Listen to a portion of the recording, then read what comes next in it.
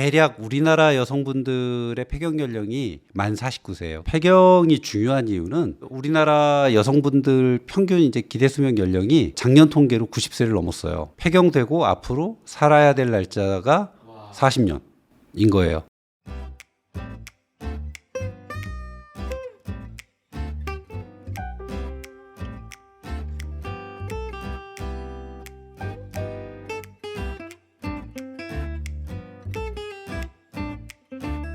이제 폐경에 대해서 뭐 간단하게 내용을 말씀을 드리면 원래 폐경의 정의는 1년 이상 생리를 하지 않는 상태를 폐경이라고 그래요.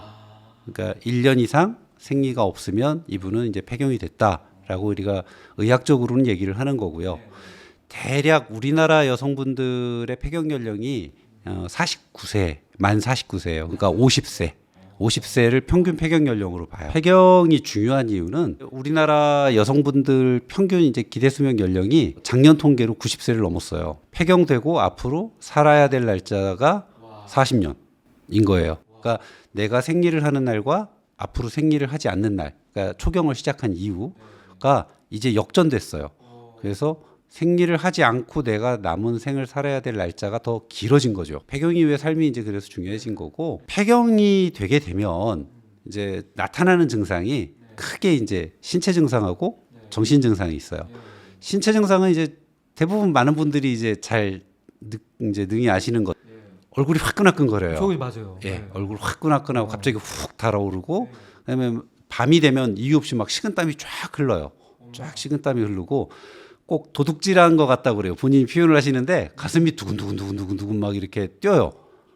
피부도 푸석푸석해지고, 그러니까 이제 모발 같은 것도 약해지고, 이제 여러 가지 이제 신체적으로 불편하게 되는 거죠. 또 사람이 편해야 되는데 몸이 편하지 않으니까 이제 화가 나기 시작을 하고, 그래서 이제 정신 증상은 왜 폐경기 때 정신 증상이 오느냐 명확하게 나와 있지는 않아요. 되게 많이 나타나는 증상이 막 화를 내요. 주변 사람들한테 막 화를 내요. 더 심해지면 이게 반대도 돼요. 우울해져요. 말을 안 하고 우울해져요.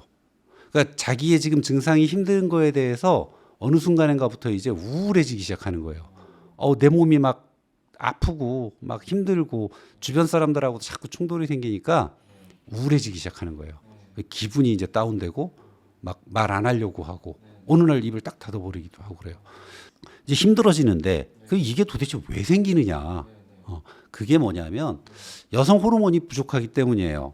에스트로겐이라고 하는 이제 우리 여성 호르몬이 10대 때 이제 초경을 하면서 올라가서 내내 잘 유지를 하다가 폐경기가 되면 갑자기 이렇게 확 떨어지잖아요. 굉장히 급격하게 떨어져요. 이 시기가 이제 바로 이제 폐경기에 해당이 되는 거죠. 이게 완전 롤러코스터처럼 되는 거예요. 예, 갑자기 확 떨어지니까 놀라는 거예요. 이 사람이 갑자기 왜 이래? 이제 이런 반응을 보이는 거죠. 주변 사람들은. 이전에는 아주 그냥 이쁘고, 나한테 예쁘게 말도 잘하고, 이러던 이제 와이프가 오늘날 이제 호랑이가 돼버리는 거예요. 막, 이거는 의도하는 게 아니라 이 호르몬에 의한 감정 변화에 의해서 생기는 거예요. 호르몬에 의해서 변하는 자연적인 사실 경과인데 저렇게 될 수밖에 없는 게 에스트로겐이라는 호르몬이 하는 일이 뭐냐면 우리 몸에 윤활제 같은 거예요. 우리 몸에 윤활작용을 해줘요. 관절이나 이런 곳들이 굉장히 부드럽게 움직이게 해줘야 되는데 윤활작용이 떨어지니까 쉽게 해서 삐걱거리는 거죠. 이런 데도 아프고 이런 데도 아프고 몸이 막 아픈 거예요. 그리고 피부도 이렇게 매끄럽게 해줘야 되는데 매끄럽게 못 해주니까 여성분 입장에서는 이런 갑작스러운 변화가 너무 힘든 거예요. 내가 편안한 마음이고 안정돼져야 되는데 이게 갑자기 순식간에 변화가 오면서 내 몸이 굉장히 망가지는 것 같고, 이제 나타나는 증상들을 가만히 생각해 보시면 우리가 처음에 얘기했던 스트레스 상황하고 유사해요. 그죠? 굉장히 유사해요. 그리고 자율신경계의 그런 반응도 유사하고. 근데 그게 계속되면 어떻다고요? 차가 고장나는 것처럼 그런 만성적인 상황이 계속 오니까 여자분들이 신체적으로도 힘들고 정신적으로도 힘든 거예요. 힘든 상황이 쭉 계속 가다 보니까 주변 사람들한테 잘할 수가 없는 거죠. 특히 나하고 가까이에서 항상 나하고 얼굴 보고 있는 내 배우자, 내 아이들한테 이게 어쩔 수 없이 가는 거예요. 나의 그런 이제 감정 상태가. 그러니까 이분이 어떤 나쁜 마음을 먹거나 또는 기분이 실제로 나쁜 게 아니라 본인이 지금 힘들다고 사인을 보내는 거예요.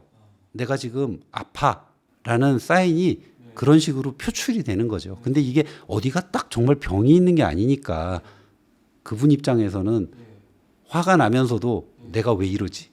내가 왜 이렇게 짜증이 나지? 막 이렇게 이제 스스로도 이제 그게 힘든 거예요. 힘드시겠네요. 여자분들은 매달 생리를 하잖아요. 생리를 하게 되면 호르몬이 쑥 올라갔다가 내려갔다, 올라갔다 내려갔다를 반복하거든요.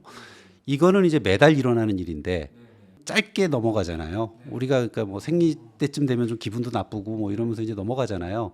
근데 이거는 그게 아니고 오랫동안 유지가 돼 왔던 내 이제 호르몬 상태가 일순간에 확 내려갔는데 문제는 내려갔다가 다시 올라오질 않는다는 거죠. 이제는 올라오질 않으니까 예, 호르몬 상태가 갑자기 확 올라갔다가 느닷없이 저렇게 떨어지는 상황이 되면 얼마나 스트레스겠어요. 그런 상황을 어려워하는 사람에게 저렇게 급격히 떨어지는 상황은 굉장히 큰 스트레스죠. 원장님 그러면 네. 그 에스트로겐을 떨어진 거를 뭐 주사든지 약이든지 다시 예. 이렇게 좀 보완을 해주면 예. 떨어진 거를 올려주면 예. 감정이나 생각 이런 것들 네. 조절하는데 좀 도움이 되나요?